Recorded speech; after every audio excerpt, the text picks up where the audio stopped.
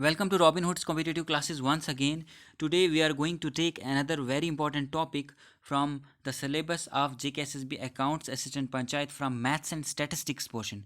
The topic today we are going to take is Theory of Attributes, its basic concepts and applications. So I would request you to watch this video till the very end and please do subscribe to this channel if you are new. So let's begin with our topic, Theory of Attributes.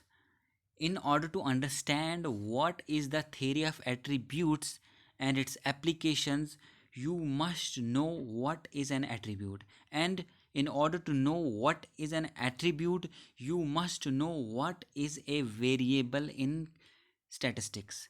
So statistics में variable का मतलब क्या होता है, ये first line आपको बताएगी. A characteristic that varies from one person or thing to another is called a variable. Variable क्या है स्टैटिस्टिक्स में? एक कोई भी ऐसी कैरेक्टरिस्टिक्स जो एक पर्सन से दूसरे पर्सन में वेरी करे उसको बोलते हैं वेरिएबल. जैसे कि income, height, weight, blindness, honesty, sickness are few examples of variables among human beings. तो जैसे डेफिनेशन कह रही है, वेरिएबल क्या हुआ? एक characteristic that varies from one person to other, इसी को बोलते हैं वेरिएबल. अब जैसे इनकम, हाइट, एक इंसान में कुछ और इनकम होगी, दूसरे इंसान में कुछ और इनकम होगी, तो ये वैरी करती है एक इंसान से दूसरे इंसान में. जैसे कि वेट भी वैरी करता है, किसी इंसान का वेट कुछ और होगा, 80 किलो होगा, एंड कोई और इंसान होगा उसका मे बी 60 kgs होगा, तो इट वेरीज. तो ये इसको बोलते हैं वेरिएबल. द फर्स्ट 3 वेरिएबल्स, आप ये जो 6 वेरिएबल्स मैंने गिनाए, income, height, weight, blindness, honesty, sickness, इन पे ज़रा ध्यान रखें. The first three of these variables yield numerical information and investigator can measure their actual magnitude. जो फर्स्ट 3 वेरिएबल्स हैं, that is income, height and weight, इसका जो इन्वेस्टिगेटर होगा, कोई भी रिसर्चर होगा, उसका एग्जैक्टली क्या कर सकता है, उसको मेज़र कर सकता है एक्चुअल मैग्नीट्यूड या मैग्नीट्यूड बोल सकते हैं इसको. They are usually termed as quantitative variables. इन्हीं को हम कहते हैं क्वांटिटेटिव वेरिएबल्स. क्यों? Because numbers are involve in the measurement of these variables, क्योंकि नंबर्स हैं. The last 3 important point, the last 3 that is हमने जो आगे पढ़े, blindness, honesty, sickness, the last 3 variables जो yield non numerical information. Important point है, ये non numerical information देते हैं. And an investigator may not be able to measure their actual magnitude numerically. और जो इन्वेस्टिगेटर है, द रिसर्चर है, उसका एग्जैक्ट नंबर वो पता नहीं कर सकता है, क्योंकि न्यूमेरिकल डाटा इन्वॉल्व ही नहीं है इन केसेस में. फॉर एग्जांपल ब्लाइंडनेस आप कैसे नापोगे? यहाँ पे नापने का कोई स्कोप ही, ऑनेस्टी नाप नहीं सकते आप. But on the other hand height, weight आप नाप सकते हो, क्योंकि numbers are involve hair.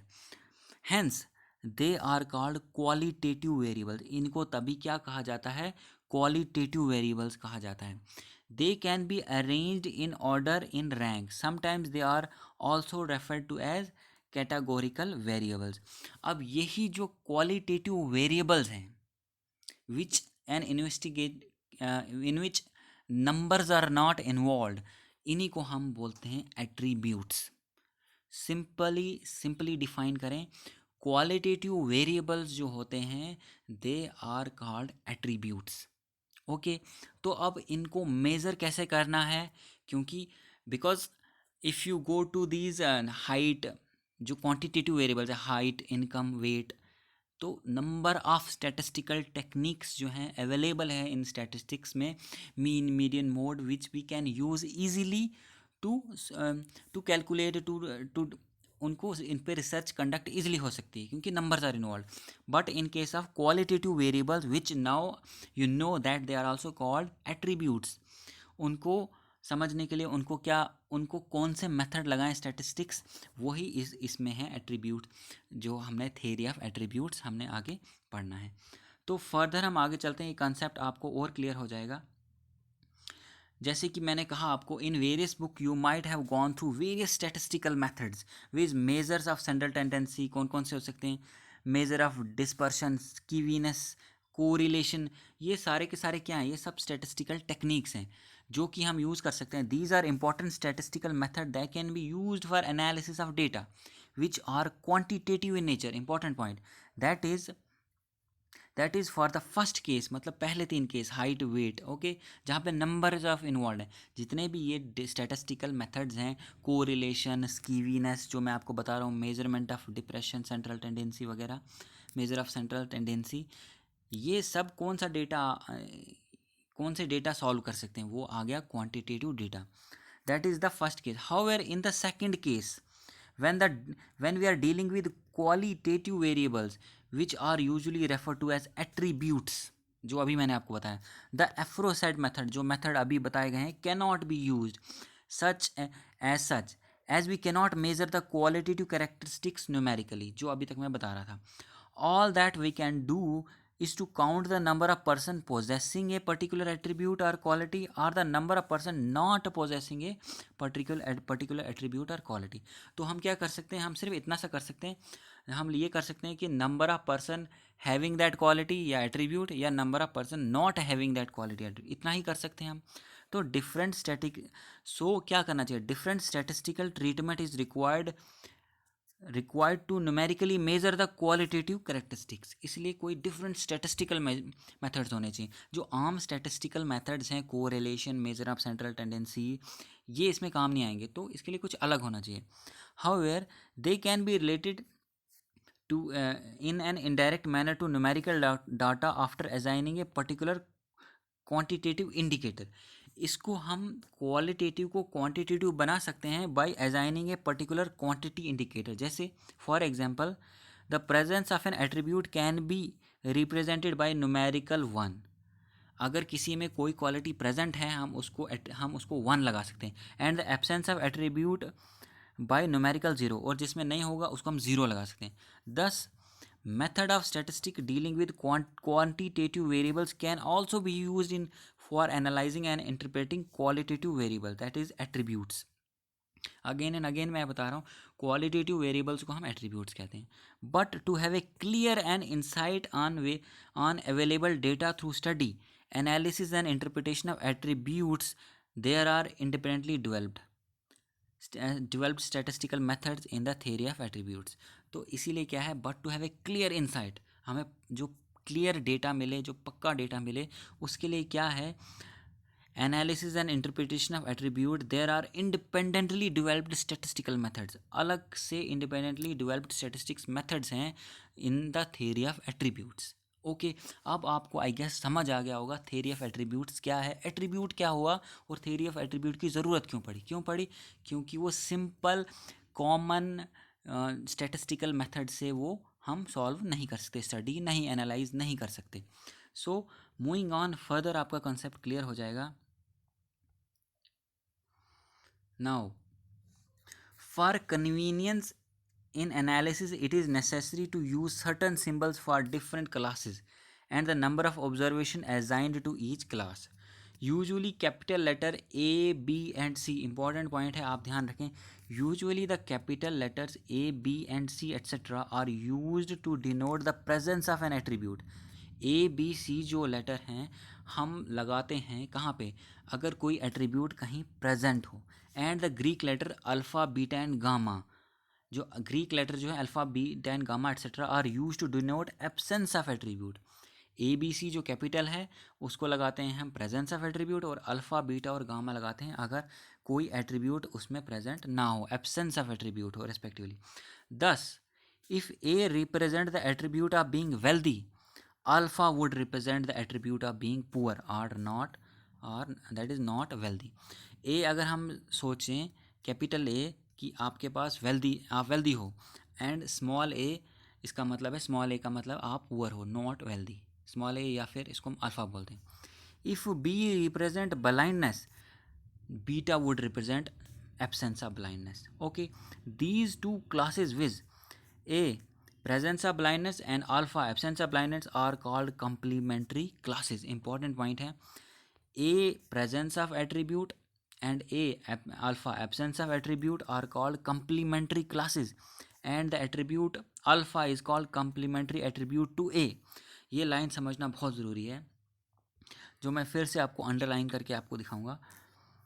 The two classes with A, capital A, presence of attribute, and alpha, absence of attribute, are called complementary classes. First point. And the attribute alpha is called complementary attribute to A. Okay. Similar interpretation is for beta, gamma, that is they are complementary to beta, B and C respectively. वैसे ही आगे चलेगा. Two or more attribute present in an individual or individuals are indicated by combination of letter A B. अगर किसी individual में एक से ज़्यादा attributes present हो गए तो कॉम्बिनेशन ए बी हो जाएगा, या ए सी हो जाएगा, या बी सी हो जाएगा, या ए बी सी एट्सेट्रा, ऐसे ही चलेगा.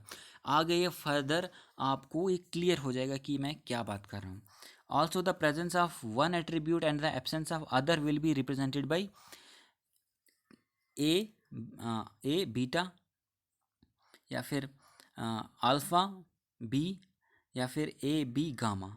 ये सब क्या, ये गामा अल्फ़ा बीटा जो भी, ये जितना भी यहाँ पे आपको ये मैस लग रहा है, ये आपको क्लियर बिल्कुल 100% हो जाएगा. फर्दर हम मूव करते हैं आगे. तो ये यहाँ पे देखें, ए और beta represents presence of represent presence of A and absence of B in an individual. Similarly, A, B, gamma represent presence of attribute C and the presence of absence of attribute C and the presence of A and B. Likewise, any combination of letter can be interpreted. For example, if A denotes attributes of being wealthy and B denotes attributes of honesty, A, B stand for wealth and honesty. Clearly आप फिर से समझें ज़रा इसको, इस point को.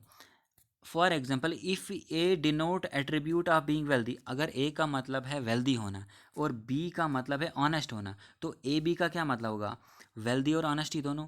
और ए और बीटा स्टैंड्स फॉर आप वेल्दी हो मगर डिसऑनेस्ट हो. Beta means absence of attribute, तो ए मतलब वेल्थी है तो मगर इसमें भी तो इसमें वेल्दी और डिसऑनेस्टी. फिर ए और alpha and beta stands for poor and honest, और alpha and beta stand for poor भी है और डिसऑनेस्ट भी है. आई गेस आपको क्लियर समझ आ रहा होगा. If A third attribute is noticed, example sickness, then ABC include those who are wealthy, honest and sick. Or A, beta or C stand for those individual who are wealthy, dishonest and sick. Similar interpretation can be given to combination of letters. I guess आपको ये समझ आ रहा होगा ये क्या है. A मतलब presence of attribute, B मतलब बी डिनोट्स क्या था, ऑनेस्टी. अगर जिस इंडिविजुअल में ए बी दोनों होंगे तो वो ऑनेस्ट भी है और वेल्दी भी है. अगर किसी में ए होगा और बी नहीं होगा, उसकी जगह यहाँ पे बीटा लगाया, बीटा मतलब एब्सेंस ऑफ एट्रीब्यूट, तो मतलब ए वो वेल्दी है मगर डिसऑनेस्ट नहीं, डिसऑनेस्ट है. ओके, ये सब आपको समझ आएगा. You should take the screenshot. तो फर्दर हम मूव करते हैं आगे. अब एक और कुछ कॉन्सेप्ट जो हैं रिलेटेड टू, जैसे dichotomy of data, concepts related to this theory of attributes. Dichotomy of data क्या है, आ सकता है objective. When the individuals are divided into two sub classes are complementary classes and no more with respect to the attribute A, B and C etc. It is called dichotomous classification. If an attribute has many classes, it is called manifold classification. अगर हम कोई individual को सिर्फ किसी भी quality को दो type में डिवाइड करें, जैसे कि अगर हम जैसे लिटरेट, इलिटरेट, तो वैसे ही हम आगे, तो मतलब अगर सिर्फ दो individuals are divided into two sub classes are complementary is called dichotomous classification, जो कि फर्दर आपको आगे क्लियर हो जाएगा. डाइकोटस मीन्स अगर डाइको मीन्स टू. ओके, तो फर्दर हम आगे चलते हैं. Class and frequency. After all we are dealing with statistics, तो क्लास एंड फ्रीक्वेंसी यहाँ पे कॉन्सेप्ट आया हुआ है. तो अगर इसको you should take the screen shot also. तो फर्दर हम पढ़ते हैं. Different attributes are themselves called classes. जितने भी एट्रीब्यूट्स हैं उनको हम क्लासेस बोलते हैं. जैसे कि मैं जूम करके आपको कोशिश करता हूँ बताने की. Different attributes are themselves called classes. For example, if only one attribute say tallness is being studied, the population would be divided into two classes. one consisting of the possessing of the attribute and the other consisting of person not possessing the attribute. That is, one class would be of tall person and the other class would be of dwarfs. Dwarfs mean छोटे कद के लोग. If more than one attributes are taken into account, then the number of classes would be more than 2. If, for example, two attributes of sex were also studied along with tallness, then there would be more than two classes in which the total population would be divided. There would be tall, dwarf, and male and female. Tall female, tall male, dwarf male and dwarf female. ये सब classification किस तरह होगी ये सब आपको आगे समझ आएगी. The number of observation assigned to any class is termed as frequency. The number of, पहले तो क्लास की डेफिनेशन फर्स्ट लाइन में ही थी, different attributes are themself called classes. जो भी डिफरेंट एट्रीब्यूट्स हैं उनको क्लासेस बोलते हैं. और the number of observation assign to any class is termed at frequencies. Putting a letter और letters within bracket generally denote the class frequency.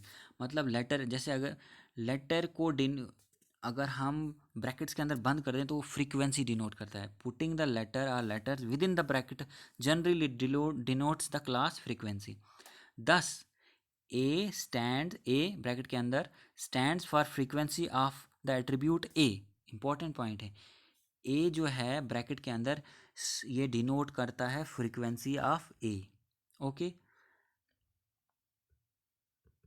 उसके बाद ए बी ब्रैकेट के अंदर, ए बीटा ब्रैकेट के अंदर denote the number possessing the attribute A but not B. Class frequency A B C extra are known as positive frequencies and class frequency alpha beta gamma are called negative frequencies. Whereas the frequency जो आगे हम further देखेंगे. तो important यहाँ दो type की हैं, positive frequency और नेगेटिव फ्रीक्वेंसी भी आई गेस आपको समझ आ गई होगी. दोबारा मैं आपको रिपीट कर दूं, पॉजिटिव, यहाँ चार कंसेप्ट आपके सामने आए. क्लास क्या हुआ, फ्रीक्वेंसी क्या हुआ, और फर्दर पॉजिटिव फ्रीक्वेंसी और नेगेटिव फ्रीक्वेंसी क्या हुआ. Class frequency A, capital A bracket के अंदर, ए बी कैपिटल ब्रैकेट के अंदर, A B C capital bracket के अंदर extra are known as positive frequencies, क्योंकि इसमें एट्रीब्यूट प्रेजेंट है. And class frequency alpha bracket के अंदर, अल्फा बीटा ब्रैकेट के अंदर, alpha beta gamma are called negative frequencies. Okay, further हम मूव करते हैं आगे.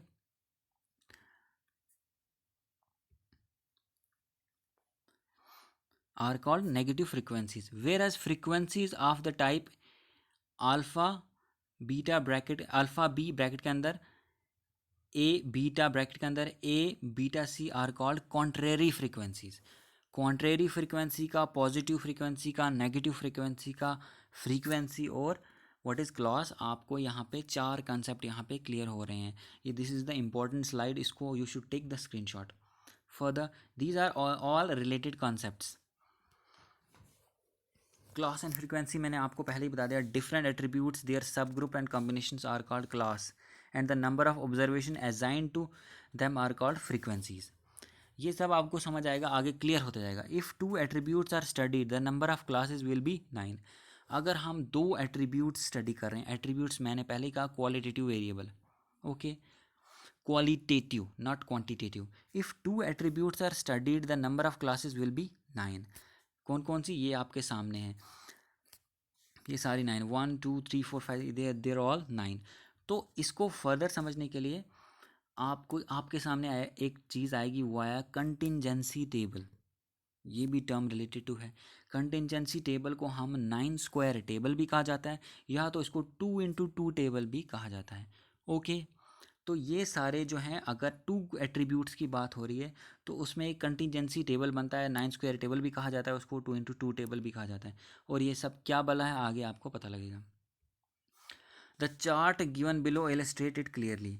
ये नंबर है, फिर ये ए कैपिटल ए ब्रैकेट के अंदर, फिर ये अल्फ़ा, तो इसमें अल्फ़ा बीटा, ये सब आपको अभी आगे पता लगेगा. ये है जी कंटिंजेंसी टेबल, ये आपको बनाना आना चाहिए. Okay, it can be asked in the examination. The number of observations or unit belonging to a class is known as frequency and is denoted within bracket.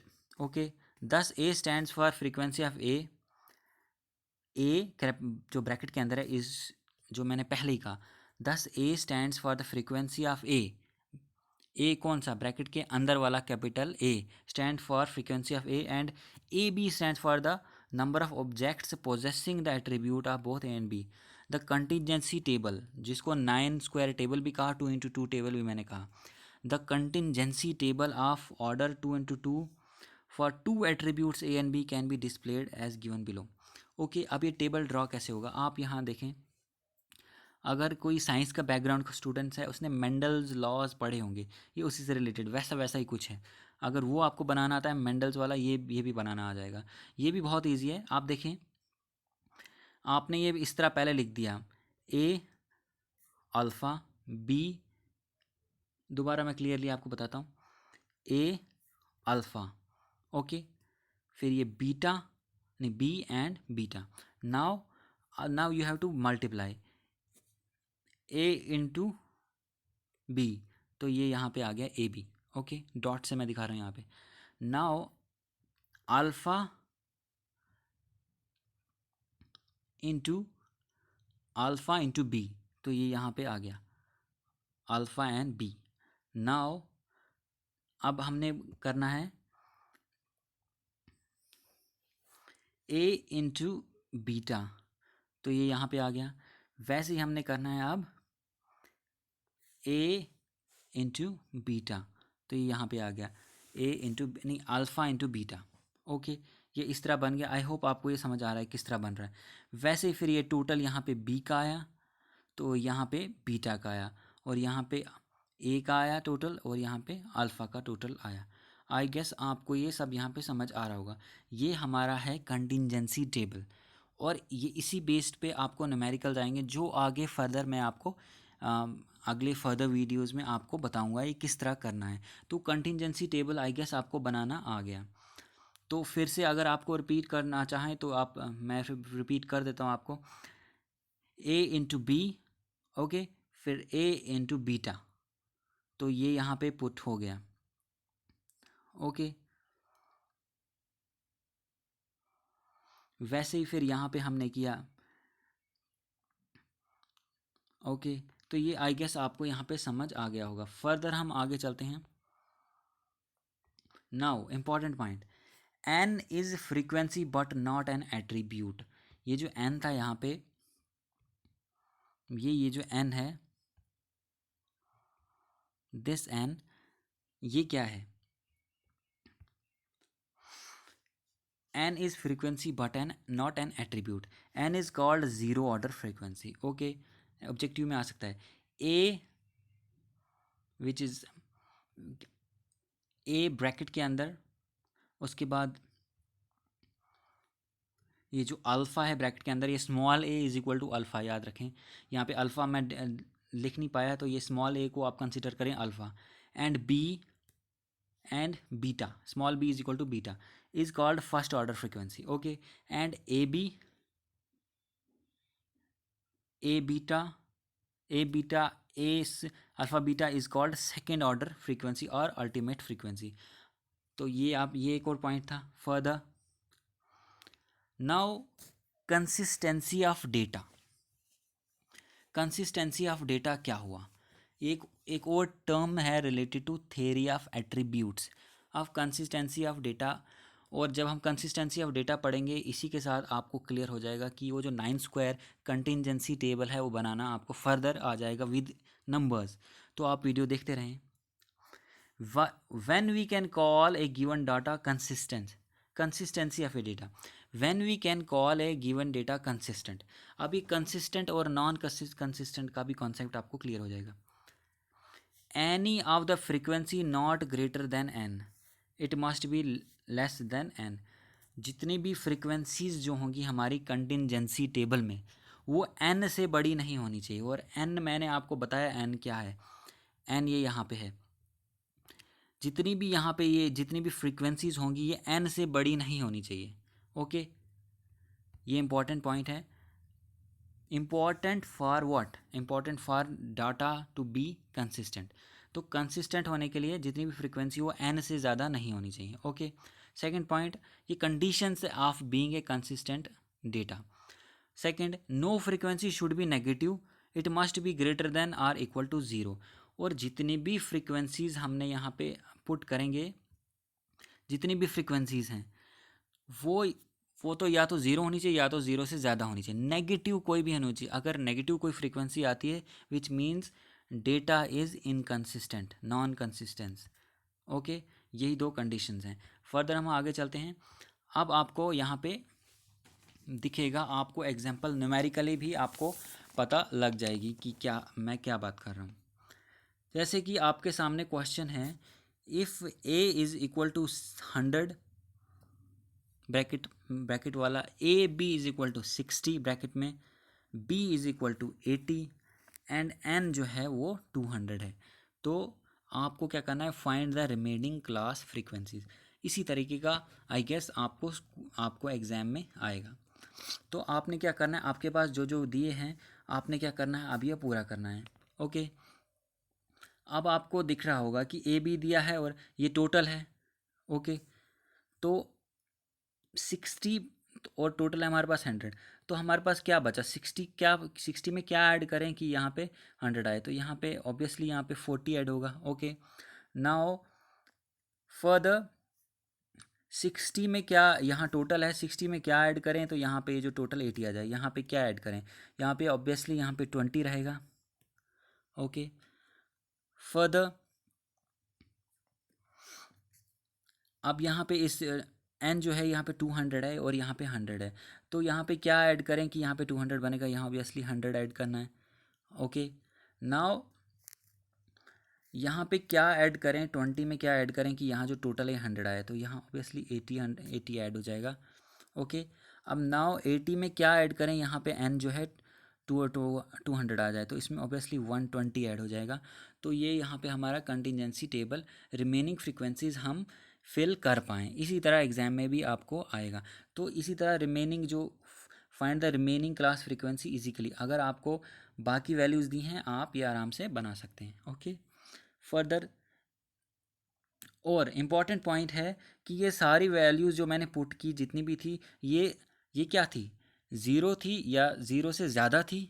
Okay, positive में थी, तो ये जो data है कंसिस्टेंट है, ये यहाँ से भी पता लगता है। ओके, और 2n मतलब n 200 से कम थी, तो ये सारा ये जो डेटा है कंसिस्टेंट है। ये भी क्लियर हो गया आपको आई गेस। फर्दर हम आगे देखते हैं, एग्जाम्पल ऑफ नॉन कंसिस्टेंसी। तो सपोज आपके सामने डेटा दिया है, एन जो है 500 है, ये यहाँ पे दिख रहा है आपको, ए जो है 400 है, ये ए 400 हमने पुट कर दिया यहाँ पे। ओके, और बी हमारे पास दिया है 380 और ए बी दिया है हमारे पास 270। Find the missing frequencies. Okay, इस मिसिंग फ्रीक्वेंसीज को क्या निकालें, अब 270 हमने क्या ऐड करें कि ये टोटल 400 आ जाए यहाँ पे, तो हम क्या ऐड करेंगे, यहाँ पे क्लियर है, यहाँ पे इसमें हमें 130 ऐड करना होगा। ओके, नाउ अब 270 है तो यहाँ पे 380 है, तो इसमें हम क्या ऐड करें 270 में कि यहाँ पे 380 बन जाए। तो इसमें क्या ऐड कर सकते हैं हम, इसमें यहाँ पे क्लियरली है, यहाँ पे ऐड होगा 110। ओके, नाउ फर्दर आगे हम चलते हैं।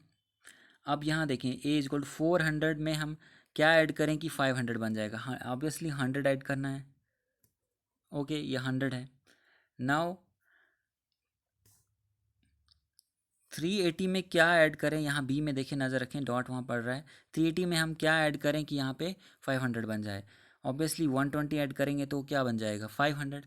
नाउ रिमेनिंग दिस, अब यहाँ पे क्या है कि यहाँ पे 110 है ए बी, ये 110 है, तो यहाँ टोटल 100 है, तो यहाँ ऑब्वियसली यहाँ पे क्या है -10 वैल्यू आ रही है।